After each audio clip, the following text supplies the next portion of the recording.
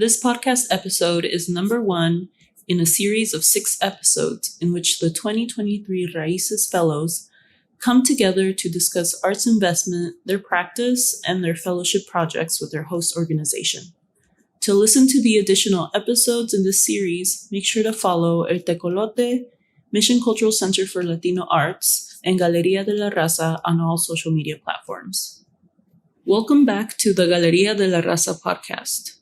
My name is Yvette Diaz, and I'm the programs coordinator for Galería de la Raza. We've been off the airwaves for a while, but we're excited to connect with you all once again through projects and conversations that pursue Galería de la Raza's mission. Today, we are presenting the first installment of a multi-platform series in conversation with the 4 artists chosen for the 2023 R.A.I.C.E.S Fellowship. We hope this episode gives you some insight on what the artists have been doing the past few months, and why this and other initiatives to fund artists is so important. If you haven't been keeping up with this initiative, allow me to briefly explain what it is. The R.A.I.C.E.S Fellowship, or the Reimagining Artists and Community Education Spaces Fellowship, is an initiative to support Latinx artists living and working in the city and county of San Francisco. This fellowship hired 4 individuals that are hosted at 4 historically Latinx-led art and culture organizations. These organizations are Accíon Latina, Galería de la Raza, Marigold Project, and Mission Cultural Center for Latino Arts. This 2-year initiative aims to provide dedicated job opportunities to artists and support historical, cultural organizations that have been at the center of social services. This 12-month fellowship requires the artists to develop a community-informed art project within their practice that will culminate in a public presentation with the support and guidance of the organizations. As conveners of this initiative, we're excited to bring together the 4 chosen artists today for a conversation to get their thoughts as they work across disciplines and focus on different themes and topics for their final projects. Our first fellow is Ariana Cruz Martinez. She is a fiber, textile, and embroidery artist. Her textile and visual artwork has been featured at Brava Theater, the annual San Francisco Carnaval Parade, Latino Cultural Center in Dallas, Texas, as well as many artisan markets throughout San Francisco.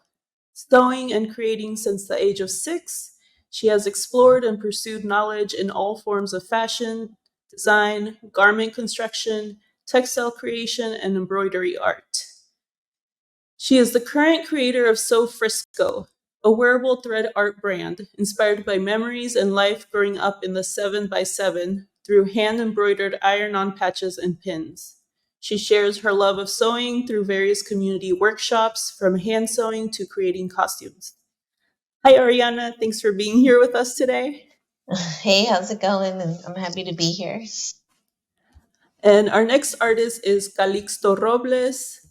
He is from Oaxaca, Mexico, and moved to San Francisco in 1983. He is a painter, printmaker, and ceramic sculptor who is inspired by Mesoamerican and First Nation peoples' culture, as well as sacred imagery of ancient Eastern and Western cultures. He uses natural and supernatural figures such as angels, eagles, jaguars, bison, hearts, and moons. Calixto creates work around issues that he is personally invested in his entire life: social justice and climate change. He makes art to empower people to find strength to fight for justice. Select exhibits include the Legion of Honor in San Francisco, the D. Young Museum in San Francisco, the Oakland Museum, and Museo de la Estampa, Mexico City. His work is in the collection of the Library of Congress and the Smithsonian Museum. Bienvenido, Calixto. Muchas gracias por la invitación, and hi to everybody. Our next artist is Lila Mays Shah. She was born in San Francisco Bay Area. She received her MFA from the San Francisco Art Institute in sculpture and her BA from San Francisco State University in textile and design. She is an artist, digital designer, education, and healing arts practitioner. She is currently cultivating her work in social art practice, large-scale sculpture, and site-specific installations. She has exhibited with Somarts, Yerba Buena Sculpture Walks, Mission Cultural Center, 510 Gallery, The Lab, Big Sur Spirit Garden, and El Vagabundo Gallery in Oaxaca, Mexico. Her present work examines the human experience and often offers options for remediation. Hi, Lila. Thanks for joining us today. Hi, Yvette. Thank you for having me. And our last artist, last but not least, is Llano Rivera. He is a mural restorer working in the Mission District since 2008. Alongside his work on murals, he has been writing comics and personal notebooks, which evolved into professional communication tools. Having witnessed the power of comics to amplify his mural restoration work, he is eager to bring comics to amplify journalism at Accíon Latina. The parallel between journalism and art conservation is this: holding space for the voices of others. Hi, Yano. Thanks for joining us. Hello, everybody. Hi, thanks for having me. Thank you all for joining us today in this conversation. We wanted to kind of start off by understanding a little bit about everyone's project. We can start with a brief description and then go into what made you apply to the fellowship and why the organization that you're with. Ariana, do you want to start first? Yeah, that sounds good. So my background is heavily in costume design and just different types of fashion design and wearable art. As I always say, my practice is wearable art. So for this first actual installed piece I'm working on, I'm exploring just these different aspects of domestic labor and or labor sectors in in the States. And I'm exploring and kind of playing with the uniforms associated to those sectors because I come from like a domestic background in my family. So it's a little close to, what I do outside of my art practice. And then what I'm doing is in these uniform explorations, I'm trying to also like take apart the different stereotypes and or classifications that people perceive when they see specific uniforms, and I'm trying to evolve it into like a really strong display of these different sectors, almost like an homage and a respect of uplifting that work and showcasing it in a way that is not normally highlighted and or talked about. Especially right now, there's a lot of movements and ongoing movements in labor rights in many different sectors. And I applied to the R.A.I.C.E.S Fellowship, coming from taking a really strong break from my artistic practice, having to support my family's business during the COVID years. And so I was really missing the connection of being able to create nonstop because I had to kind of flip flop my balance into where my focus was. And this felt like a really great opportunity to just really dive full on into what I love to do, which is creating, but also being able to create something with a message, something that the community could come and reflect on and look at and really just kind of take in. And I really wanted to apply to Galería because I really liked that their overall approach was to let the artist dive into their practice kind of hands-free or, free range. And so it gave me the opportunity to just pick this topic that's really like on my chest or in my mind, and then just explore it in all ways I want to explore it. Because normally in my practice, I have like a lot of different guidelines and or themes I have to stick to when it comes to costume design. So this was a way to create these costumes or these wearable art pieces that don't have all of those parameters and all of those different voices. And then they said yes, and I went, oh, and I just kept rolling with it ever since. And I really appreciate like the guidance I've been getting so far, and just also the overall feedback of where my interest is and why am I picking labor and all of these different uniforms, like why uniforms, right? And so I really appreciate Galería open arms to accepting that and then allowing me to be like, I'm going to embroider 1,000 gloves and turn it into pants. And they're like, do it. So, so I'm really We're excited about excited to see that. I'm excited to see the final result of that. But Calixto, if you can tell us a little bit about your project or your final project that you're doing with Mission Cultural Center, and why did you apply to the fellowship with them? Yes. Well, I applied to the R.A.I.C.E.S grant because somebody told me about the grant, and the Mission Cultural Center was kind of a focusing in printmaking, especially in the screen printing studio called Mission Gráfica, a place that I had been in connection since 1986 when I discovered it, and and I've been participating, learning, then teaching, and so I think it was very um, appropriate for me to try to get this grant.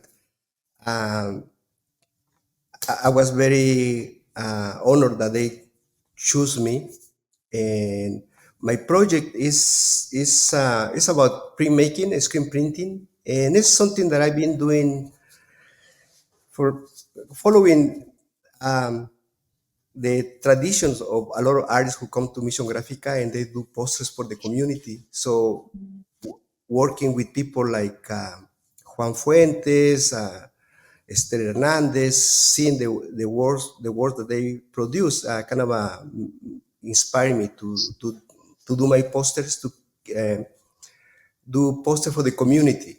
And my project is to do a series of works that touches current events that are happening in our community and in the world, like immigration, immigration rights, climate change, taking care of Mother Earth, water is life.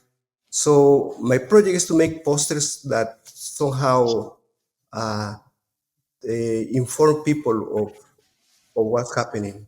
And some of these posters, sometimes I put it on the streets, sometimes I give it to business in the community, bookstores.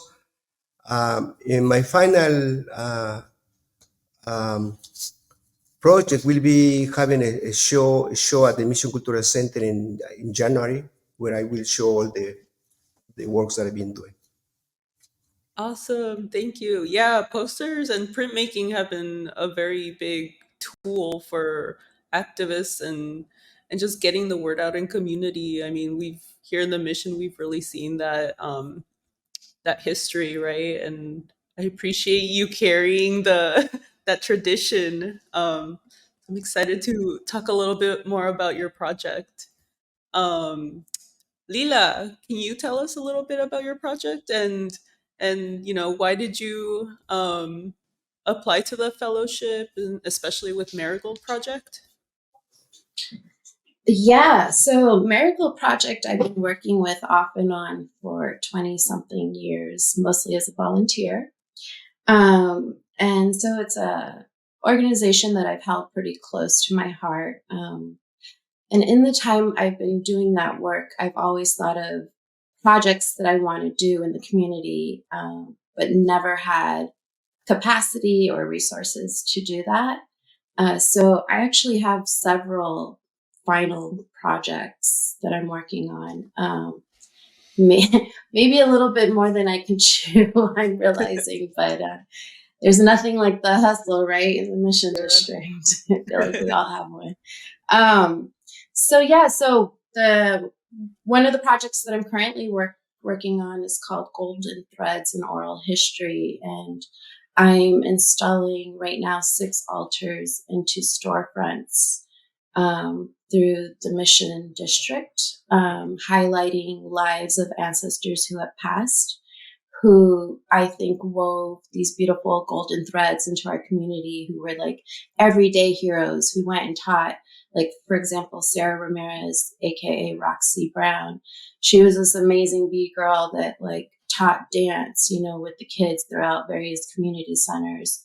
And I just wanted to highlight like who our everyday heroes are, because the mission is what it is today, and people are attracted to coming here for so many reasons, but it's like it has a really beautiful history. And seeing like all these toy graffitis now, hit bombing the mission in a way that's like not attractive. I feel like we really need to like reconnect with like a sense of place and origins or community or that fabric that kind of weaves us all together.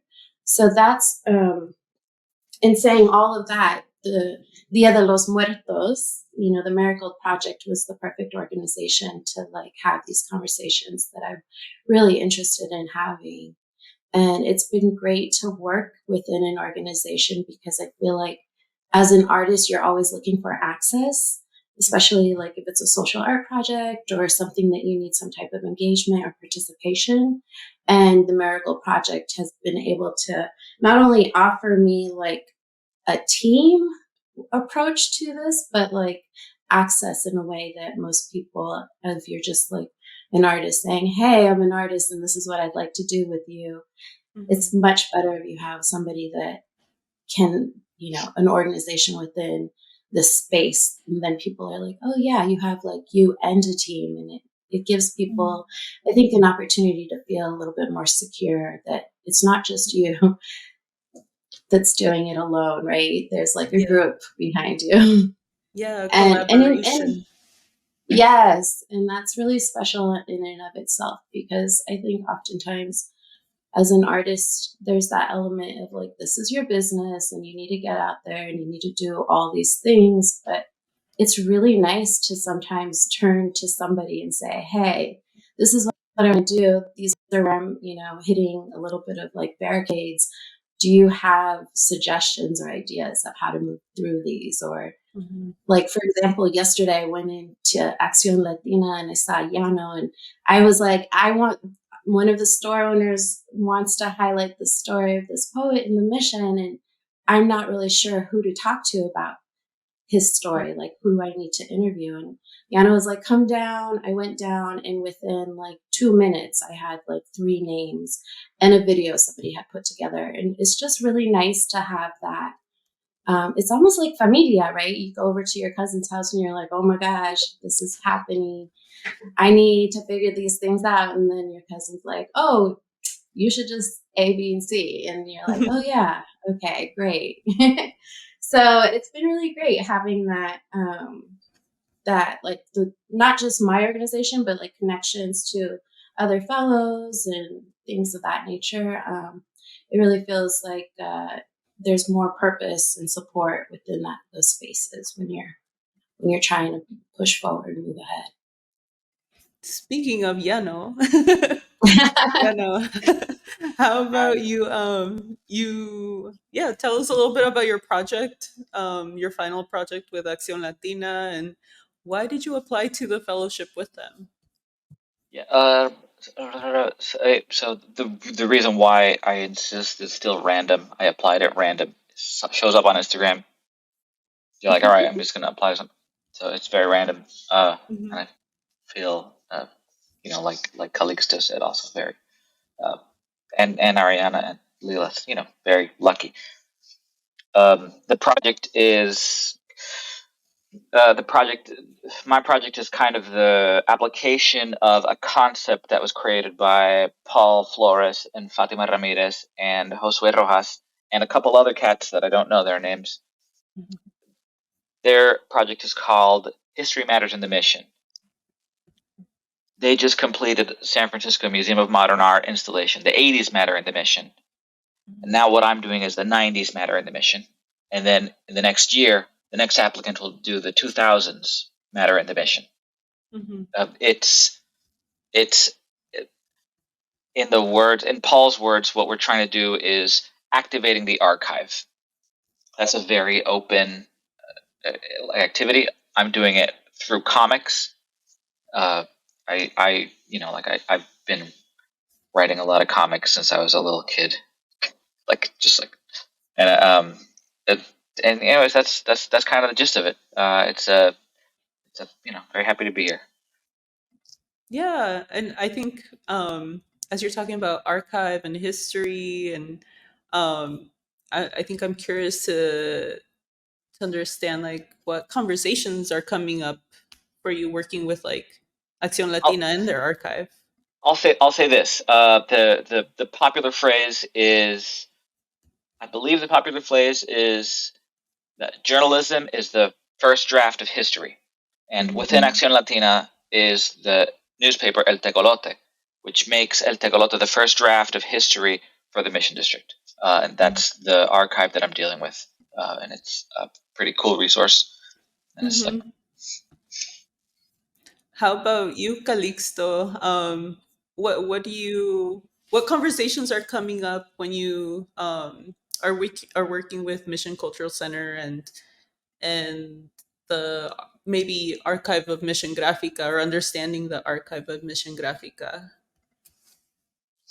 Um, well, like I said, I've been here since 1986, so I seen a lot of posters made here, and sometimes when I go to the archive room and see all the posters, I just bring me memories of times when we were producing them. Um, Let me learn some techniques that they were doing in those times. Some like uh, there is sometimes that people do special effects on the screen, so it's like Mhm. then come other people and do different techniques. So it's just been a like learning again, new things, Like techniques and technique and yeah. themes. You also see themes that I remember seeing posters about demanding the release of Peltier in Mhm. 1986 when I came there. And it's still right now we're doing that. You know, Right. the Yeah. struggle continues. Yeah, Continua. exactly. And how has I guess this is a question for everyone. What do you hope the organization takes away from working with you and developing your project? That's a good question. I think the best hope I have when it comes to Galeria is seeing this different type of installation, right? Because I get a lot of feedback that this is kind of like a first in the sense of the clothing and the way that we're going to try to organize the textiles. When you think of textile art and different types of thread art, different things come to mind. So I have a lot of 3D pieces or pieces that can that are manifesting into something, and I also don't have these pieces archived already or a history to pull from, because I said all of my artwork is wearable and goes and lives beyond me. So I think that's also a different thing that I'm bringing into Galeria, is that this is the first time something's being created without this base to pull from and say I'm going to add to these two pieces. They're all kind of just coming to life as this fellowship takes form. So I think that's what I'm excited to give and experience. yeah. I'll say Acción Latina is not really an arts organization per se. It's more of a media organization, and it's like journalism nerds. And so for me, there is an element of being an advocate for the arts within a journalism and media context, and it's Mhm. showing that artists also are governed by rules of credibility and ethics, and doing their citations and understanding context, which is a huge part of what guides journalists. Mhm. Actually, going off of that, I think when we think about artist investment, we don't really think about how artists can contribute to like social change, right? Like people think that artists is just they just do work for the sake of making artwork. But Mm-hmm. what we see within everyone's practice here is that there is kind of a fundamental like need for change, or I guess a fundamental like driving force for change, right? And I'm thinking about how Right now, San Francisco has changed like tremendously in the last like just 5 years. I mean, just for example, how we've seen how artists and art have contributed to the city to like maintain its character, and how the city continues to like reach out to artists to um, keep our city vibrant. What do you hope that your practice and your project can contribute to the Mission District or San Francisco or the Bay Area as a whole? I hope, when I create my posters, I try to do the best I can, so people can see that we Latinos, or in the mission, we create work that is not only political or social messages, but also the quality of the printing. So Mhm. that's what I try to do a good work. I know you, Calixto, and Lila are participating in the Hungry Ghost Festival in Chinatown. I would say, like, crossing neighborhoods. Like, how do you think your project has like an impact there? For me, it was very nice to because I was printing some posters there, Hmm. and I saw the reaction of the people, mostly Asian people there. They were very happy to know about the Mission Cultural Center, about the posters that we're doing. So I think it was um, very nice to bring the mission to Chinatown, and see other cultures. There were different groups there. So for me, it was very, very nice. Hmm.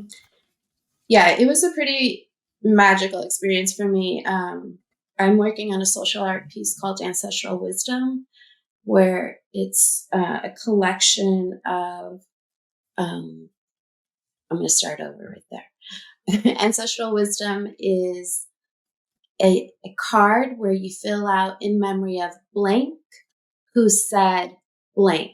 And it's the wisdom that we live by. So it's kind of like a collection of uh, the collective conscious of the ancestors that guides us from day to day as a community. And it was really amazing to like have a woman come who was Cantonese, and she filled it out in her language, and just to have like this cultural exchange and cultural sharing. Hmm. And in planning the altar that we put up, Marigold Project put up, there was also a lot more of like discussions about like what the Chinese culture does and the Latino culture does. And so we were able to identify points of crossover, and then points of like new things that might help somebody who's dealing with grief and death and dying. So I thought it was a really beautiful event, and to have like more understanding of what's happening throughout the city was really great. Would you mind sharing some of those like connections that both these cultures have, or that you noticed like were different, or? So they had a procession, Mhm. which was really great because we have our procession, and they were starting their procession from a place that they had fought for so long. And our procession has been going on for a long time, but throughout the years, there's moments in our procession where we've had to fight for like either the route or the procession. They were fighting for a um, what is it? A muni station for so long, Mm. right? Have access just to like public transportation. So culturally, though, there were these like really beautiful, vibrant colors that they used. Pinks and yellows and blues, and it made me feel a little bit like I might be somewhere in Mexico with like the ribbons and the different adornations that they use on their sculptures, and the way that like they kind of carried in procession of the hungry ghost was kind of similar to like if you go somewhere in Mexico, you might see one of the virgins up on Mm, mhm. A a platform. chariot. on the platform being carried through the town, or some saint, right? Mm-hmm. It's interesting too, because the way that we do our saints are like these grandiose like structures, and so was theirs, and that was really beautiful. It's just a handful of different thing like crossovers, whether they were visually or also through the act of remembrance or elements of that sort.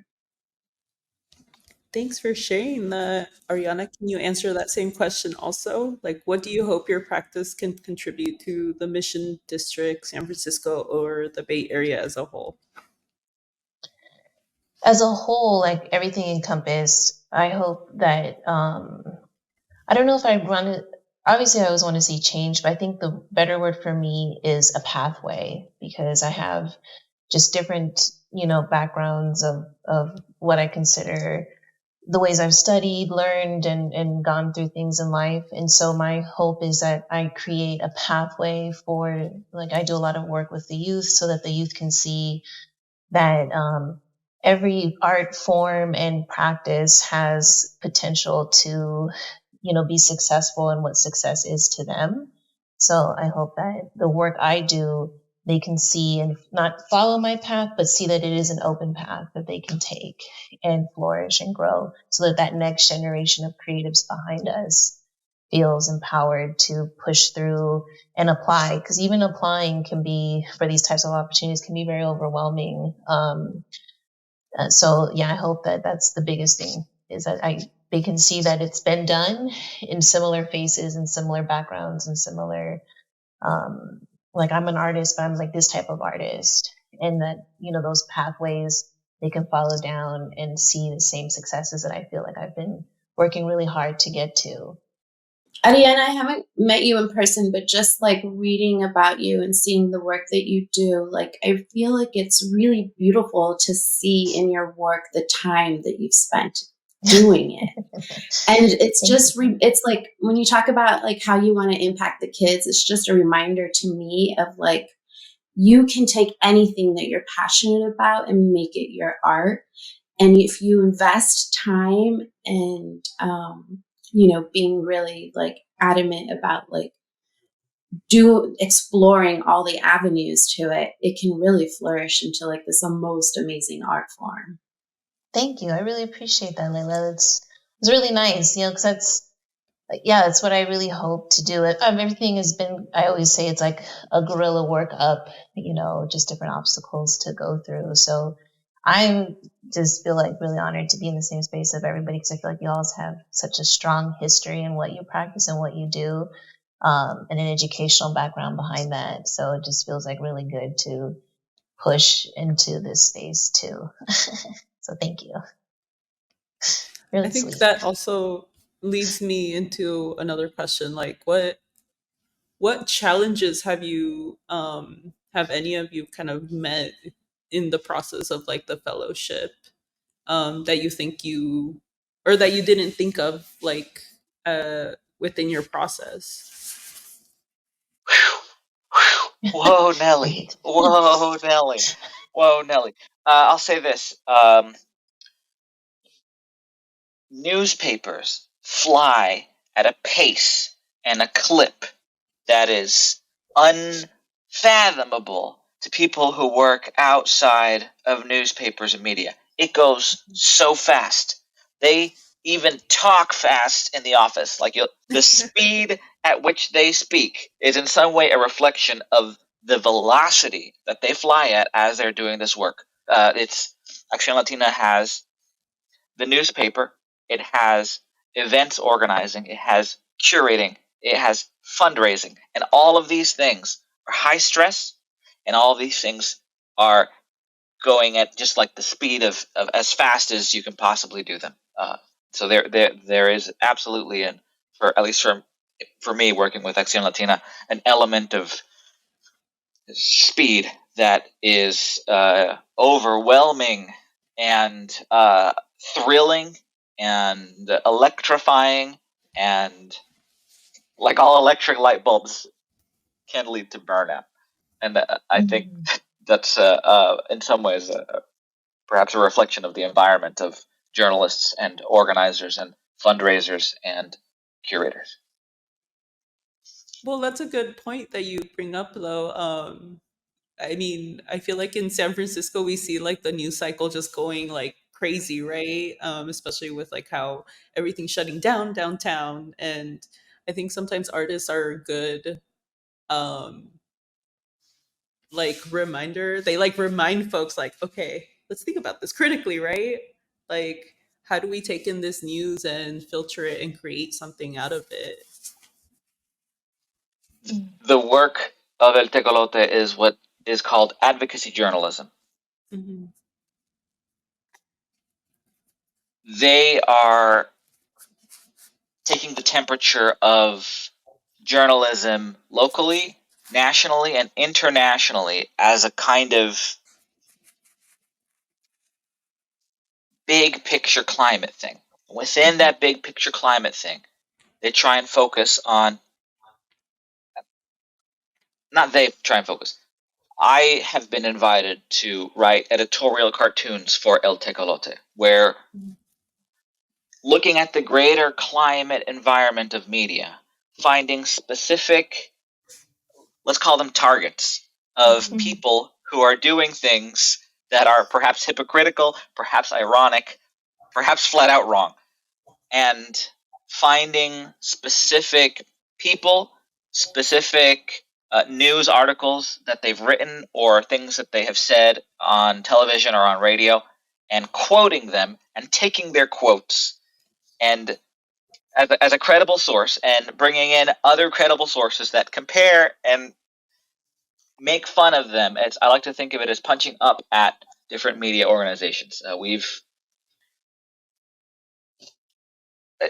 wrestled in the newsroom with things that have come out in the San Francisco Chronicle. We've wrestled in the newsroom of things that come out in conservative news media. We've wrestled with things that come out in Mission Local. Mm-hmm. There's a conversation happening in a newsroom, and it's absolute. I just want to say it again. It's invigorating to be a part of, and it it it's absolutely super. Probably the most fun part of my fellowship is writing, taking this the spirit and the kind of anger and angst that exists inside of every journalist's heart and channeling it onto very specific targets that we feel need to be examined critically. And I don't want to use a boxing metaphor, but it's making a joke of them. So it's using them as punchlines. It's punching up at, from El Tecolote, a small, not, enormous media organization, punching up at bigger media organizations that have much more power. And I'm very proud to say that, like a climate skeptic has untagged himself from cartoons that I've made of him. We've grappled with some of the Pulitzer-winning photographers from the San Francisco Chronicle. Really, really thought critical about it, and there's others I can't think of them off the top, but that's probably the most fun in this fellowship for me. That's That sounds like a so good time. interesting. Yeah. Yeah, that's so interesting. I um just knowing like how the reception to a comic, right? Like with very little like just information, but like with lots of context loaded onto it is like so threatening to folks, or like emits like a reaction from them. I think it's so interesting because I mean, I feel like we in the mission maybe haven't used comics in that way, or we um we maybe haven't explored it deeper, and it's just really interesting to see how it kind of, yeah, just like you said, brings the conversation or brings other folks into the conversation, right? um but yeah, I mean, I don't know if anyone has anything to say about that. Well, it's like everything is like on social media in certain ways, right? Because people take it with so much weight. So for them, even like the little things of like, oh, they went and untagged themselves is like those small messages are big messages, you know? So yeah, you really ruffled some feathers there.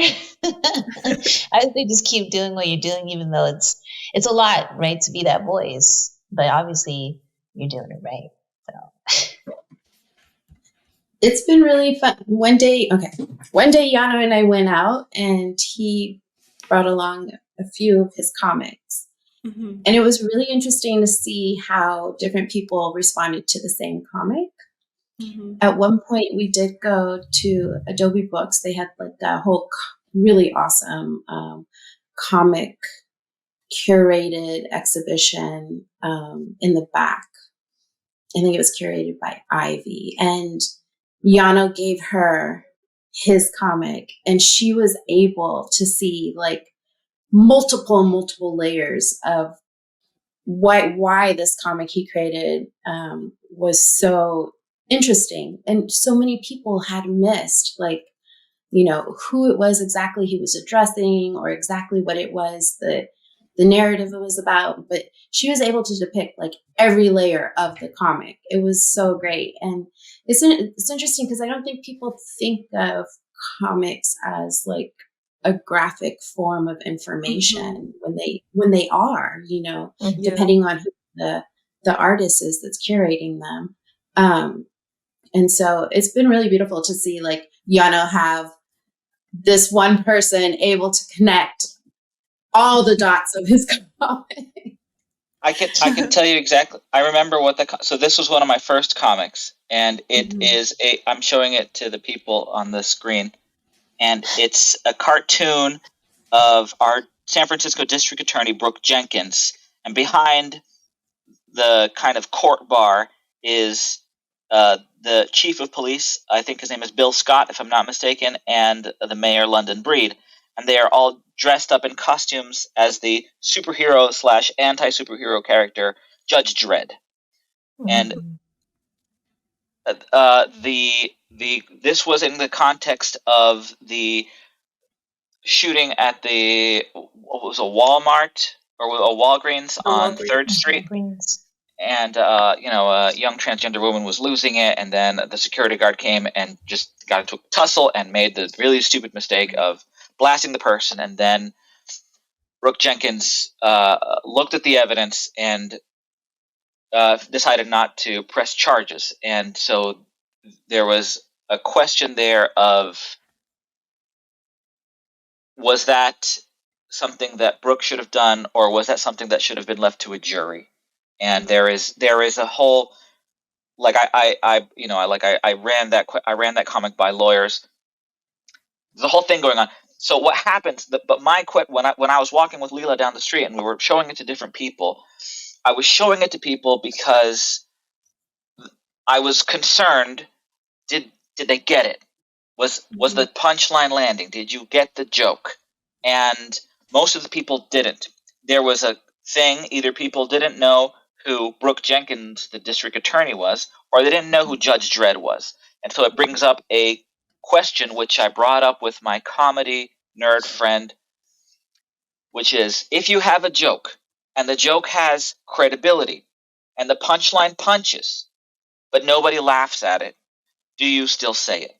And that is, I guess, a challenge in comedy. I'm not a professional comedian. He said yes, do it anyway. And so we've been writing kind of jokes, and people sort of haven't been laughing, but they still have punchlines, and that's been a thing. That's my thought. That's my thoughts. Thank you for listening. Yeah, like Lila said earlier, the comics are such a graphic form of like art that people kind of underestimate, and I almost equate it to like screen printing and poster making, right? There's like information that you're disseminating to the community through a visual form. So I think that's really cool that there's like so many similarities between everyone's process here. And yeah, I mean, I don't know if you all kind of have seen those similarities or connected over them. But I think, I mean, it's worth exploring even more, right?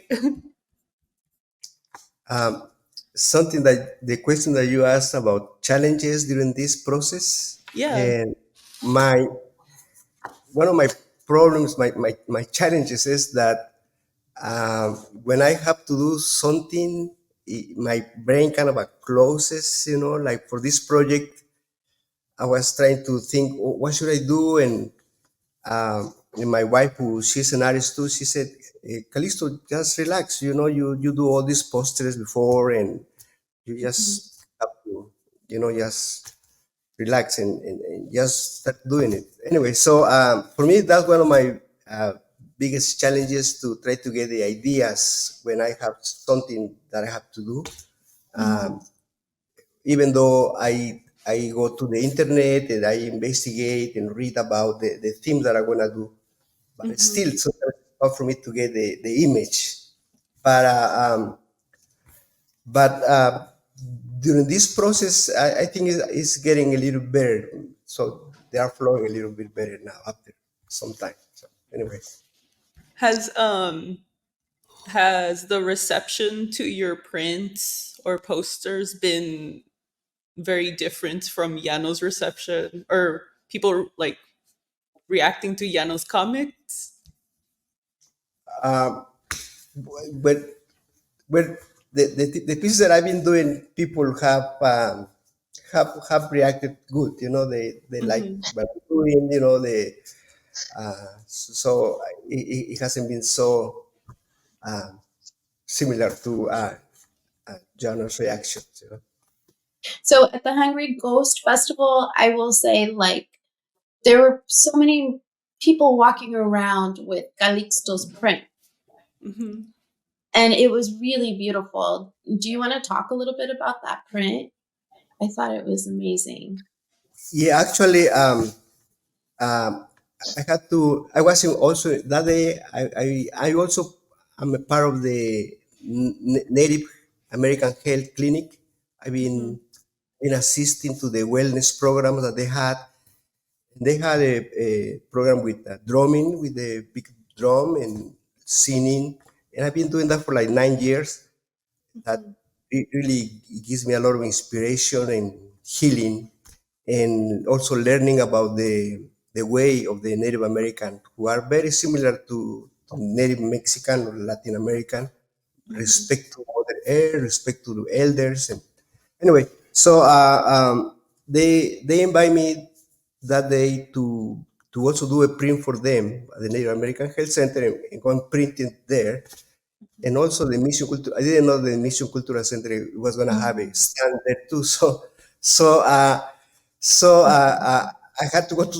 I had to be one for some hour in the Mission Cultural Center, printing a poster that I did for them. That is We that have is it. examples of prints. Yeah. Nuestra, our mission. Our mission is peace and unity. And Hmm. that I did this poster because there was a shooting like a month ago at a treat in 24, and I wanted to Yeah.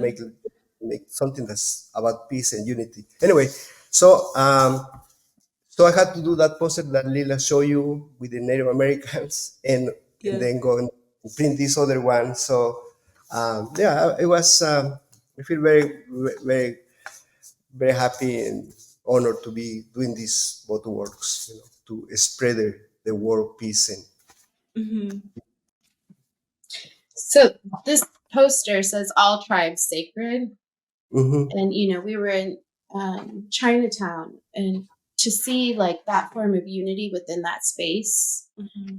all people being represented, it just felt like like San Francisco in the '90s when we did a lot of cultural sharing. And Yeah. that was, to me, it was really beautiful, right? It's like, hey, this is what our culture does. And it's good medicine, You can, don't sell it, don't appropriate it, don't sell it. But you can participate, and this is how. And Hmm. that was really beautiful to be a part of. And then to see this poster that Calixto was doing was pretty magical, I think. It was beautiful. I think one thing to touch on what Lily was saying earlier is that we're all storytellers and we're all passing on these stories, but we have different mediums in the way that we do so, whether it's in print, digital arts, comics, fabrics and threads, sculptures. We're all passing on stories that we've been told, lived, and experiences, and we're using our mediums to continue that storytelling. It's like one of those like basic things of knowledge knowledge sharing to those coming up behind us. I love that. Yeah, I feel like all of you all are like connecting with like history in some type of way and continuing that story. So, artist investment has been a large focus of Galeria's work, and the North Star for like this fellowship, really. Um, and we know that artist funding practices are not perfect. I mean, a lot of people jump to the opportunity for this fellowship to apply and be able to like work as an artist for a year. But my question to you all as artists is like, how might we reimagine these funding practices? Because they're very bureaucratic. um, but I mean, as an artist, like what would make it easier to keep doing artwork, to keep growing as an artist? I feel like for me, I've been thinking a lot about this because a year goes by really quickly. Mm-hmm. And if it's a job, right? And part of our job is like a voice of the culture and also a cultural curator of sorts, because we want things to look better, right? And so we try to find creative ways to show that and represent it, or exemplify it in different ways through our art, or call attention to it. So I think a lot about in terms of like, if this was a job where you went to City Hall, the first 3 months is really onboarding. There's a lot of paperwork. There's a lot of like learning what the job is. The first year is a lot of like investigation and really understanding like what community you're serving. It's not long enough. Like really, this needs to be at least a 3-year job. You talk to people who have been in their positions and their roles, and right when they start like getting a grasp for what it is that their output is usually, I think, the best when they're coming into 3 years of really knowing the job and having time to execute it properly.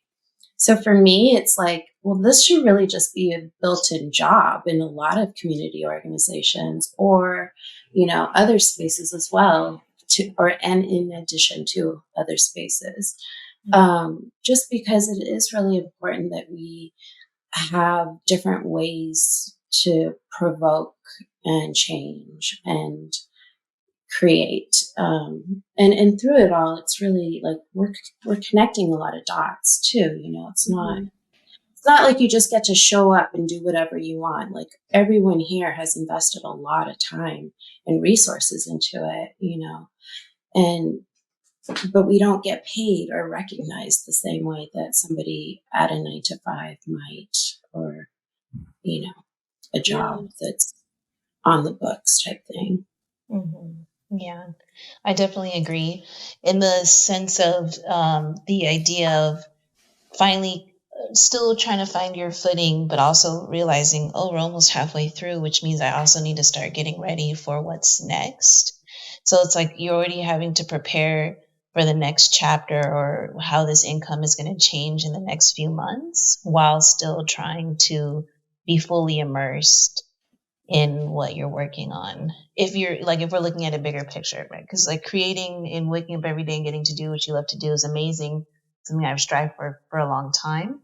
But I also have like these balances that I took to do so. So I have to be ready to, can those balances shift back again? How am I going to prepare for this? And I'm trying to prepare for it now, but yet I still have so much, time to enjoy what I'm doing. It's always a balance. As an artist, it's always a balancing act. It's always something that you have to prove its worth, the effort, time, and energy, hope for, the stability and the income, and then constantly grinding for that next step, because the opportunities are there and they're amazing, but they're also, it's like, what is the right amount of time? Sometimes it's always so short. Any thoughts on that question, Calixto or Yano? Yeah, maybe. Well, maybe for the organizations to try to get more funding, right, from from business or places like it that help our communities, so they can give longer grants or more grants to more artists. That's my Mm-hmm. thing. Yeah. I'm not a super expert on the topic. I enjoy very much talking with Fatima Ramirez because she she has a really interesting insights about fundraising. We got to host, I think a whole bunch of people here participated, even you, Calixto. We got to meet the group Hispanics in Philanthropy. That was Mhm. interesting. There are a sort of Hispanic donor group that traditionally gives to, you know, it, people who need things like schools and hospitals and like really bare bones basic stuff, which is everyone in Latin America. For the first time, they were considering and doing considerations for giving to arts and culture organizations on a tour that they did up and down 24th Street. And I remember I presented to them. That was really cool. Um, it's the fundraising is very hard. I have more thoughts, but I'll keep it at that. Was that was a highlight. Was that's I don't know a lot about it, but that was a highlight. Was presenting to Hispanics in Philanthropy when they gave. And were you there, Calixto?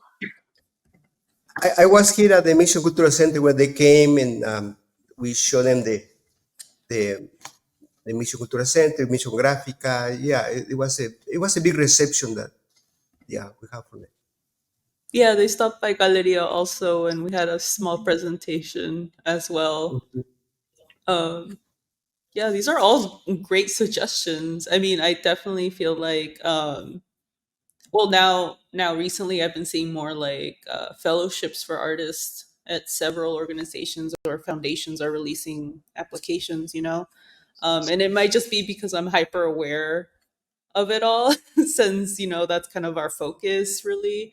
Um, but I feel like people are, yeah, starting to catch on. Like, arts and culture is important, and especially after the pandemic, we really did not fund that in an appropriate way for people to like survive. um so now we're trying our best to like scramble and get that money going to them, right? And I embrace it with open arms, right? Like, let's keep funding artists and the arts and their projects, because they are really important in creating social change and in doing more advocacy for other issues. I do think that the lens needs to be shifted or Mhm. refocused, because it's like in schools, right? There's budget cuts. The first thing they drop are the arts. And we Mhm. know that that's not a successful outcome at the end, right? Because through arts, we learn too a lot of those soft skills that everyone's striving to have.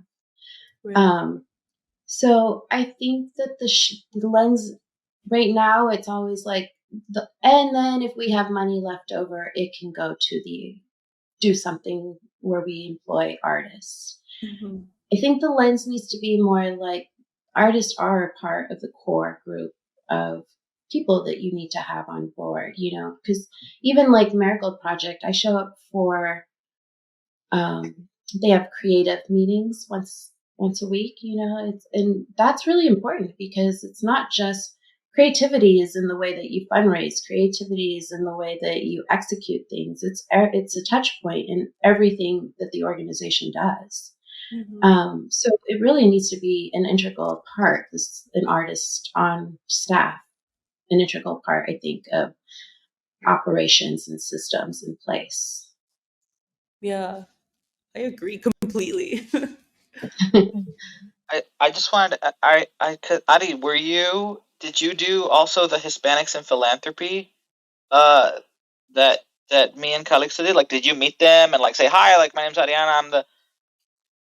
I I'm did, just curious. yeah, I What did. was that like? I'm just curious. I'm curious what that was like for you. I have to be really honest, it was actually really fast. It was, they were all in as a huge group. There was a speech, and we tried to, as like, it was this thing. It's almost like there wasn't enough time. How can you show what you're working on has weight and substance and importance if it's just like 2 seconds of a group of people coming through and passing? I mean, it was an amazing experience, and it's crazy to see how much hard, like, boots on the ground fundraising is for many organizations. It's an uphill battle, so it's like everybody is working so hard to be seen, and then there's, the artists underneath that who are like trying to climb through the paperwork that the ups above them were given to be like, here, fill out all these papers so we can see what you're doing is important. And then you're like swimming through this paperwork and presenting and speaking, and it's just like, it's the best way I could describe how that felt. It was definitely like thinking of like, oh yeah, it was like a tornado that came through and you're trying to catch the colors in the most respectful way possible. Seeing how people's experiences have been recently, just in the last few months with the fellowship, I mean, what advice do you have for those that want to apply for the fellowship next year or the following cycle? Don't doubt yourself and just try. It was hard because like I'm a storyteller with like my words, my hands, my fabrics, but having to translate all of that onto a screen or onto a piece of paper is, like, going back to your earlier questions, a part of the challenge. So stop doubting yourself and just apply. You never know how it'll pan out, and don't be afraid to edit yourself. Yes, I think, pardon, yes, just try it, try to fill in those forms, and just believe in yourself, believe in your art, and do it. It really, it helps, the little money that we're getting. It helps in a lot of ways. I'm very grateful. And I think if they start thinking about what they want their project to be and writing that out, like a paragraph of what that is, so that when it does come time to apply, that you kind of have your focus, and it's easier to get through that paperwork. Mm-hmm. I would say anyone applying to Accíon Latina, read a printed newspaper. Go Every- find one Good first. advice. Find the Tecolote one. I read 2 newspapers every day, printed. Nice. That's good advice. Any last words? I'm just very thankful to you, or to meet all the artists, listen all their comments, all their stories, and very thankful to the organization for, Acción Latina, Project Marigold, uh, Mission Cultural Center, La Raza, for giving us this help. Thank you. Can you tell us where folks can keep up with your work? Instagram, Calixto da Robles, or come to the Mission Cultural Center. I'm teaching a class on Tuesdays from 6 to 8, and Tuesday from 6 to 8 too. So, yeah. Awesome. And you can look for my work on Instagram or on TikTok under SEW_Frisco, as well as Galeria's social medias. I'm hoping to be sharing more of my process on those platforms. And then also too, I'm over off of 24th and Folsom Tuesday through Friday. So I should be here mostly on the morning side, and come and say hi while I'm working in the studio. And for the Golden Threads Oral History, it'll be on display on October 8th through November 5th. if you go to the dayofthedeadsf.org, there will be a page where you can do a self-guided tour and then listen to various sound bites of different people in the community that will talk about who's being honored in that window. And for the Ancestral Wisdom project that I'm working on, where I'm taking those quotes, those ancestral quotes, that's going to be projected on November 2nd for Dia de los Muertos in the park, Potrero del Sol Park, aka La Raza Park, for the celebration, the Festival of Altars. And I also have some sculptures going up in the Exploratorium starting, I think our opening date is September 24th. I wanna propose to the group of artists, myself included, we should use the hashtag R.A.I.C.E.S Artist Fellowship or something like that. Hashtag R.A.I.C.E.S Fellowship. There it is. Hashtag R.A.I.C.E.S Fellowship. That way, even if we, I haven't been doing it myself, but that I just feel like it'd be useful. I forgot I have to plug October 14th, Accíon Latina, the 90s Matter in the Mission show. Awesome. Thank you all so much for joining me in this conversation. Thank you for tuning in to the Galería de la Raza podcast. We want to thank the 2023 R.A.I.C.E.S Fellows, Ariana Cruz Martinez, Calixto Robles, Lila Mays Shaw, and Yano Rivera for joining us today for this conversation. To stay up to date on the R.A.I.C.E.S Fellows projects, follow them through their social media pages or their organization's social media pages and websites. To stay up to date with Galería de la Raza, follow us on Instagram and Facebook at Galería de la Raza, or sign up to our newsletter through our website at galeriadelaraza.org.